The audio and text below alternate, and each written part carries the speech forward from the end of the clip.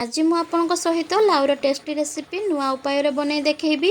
एई recipe को जदि थरे घरे बनैबे जो माने भी लाउ तरकारी खाउ नथिबे से माने भी लाउ खाइबा पसंद करिवे। नमस्कार, ओडिया handisala रे आपण माननकु पुनी थरे स्वागत। जो माने चैनल रे नुआ अछंती जल्दी चैनल को सब्सक्राइब करी बेल आइकन को प्रेस कर नियंतु। तेबे चलंतु स्टार्ट करिबा आज रेसिपी।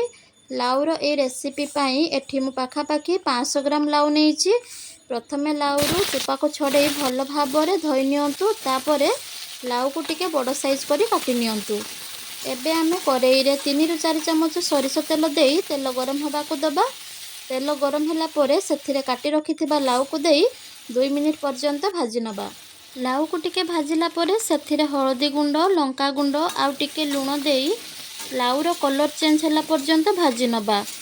एठी आपण लाउ को हळदी लूण सहित गळे मध्य भाजी पारिबे। लाउर कलर चेंज हे आसिले सेथिरे काटी रखिथिबा प्याज को देई आउ 3 रु 4 मिनिट पर्यंत भाजी नबा जेमिति प्याज सॉफ्ट हे जिवो।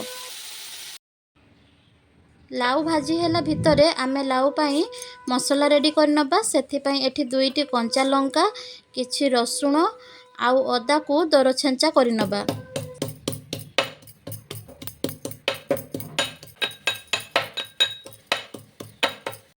एबे छेंची रखिथिबा अदा रसुण को लाउरे देई भाजी नबा। किछि समय परे देखिबे छेचा मसला भाजी हेला परे बढ़िया स्मेल हबो। एठी तरकारी रे कलर टिके फिका देखा जाउथला सेई पई एठी आउ टिके हळदी गुंड आउ लंका गुंड देइची। ता सहित धनिया गुंड और जीरा गुंड को देई भाजी नेइची।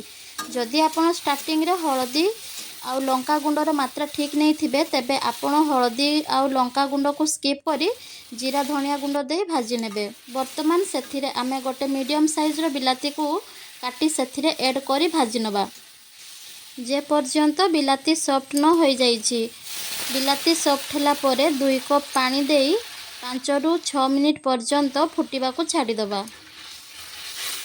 तरकारी फुटिला परे सभा शेष रे धनिया पत्र को देई गार्निश करिबा।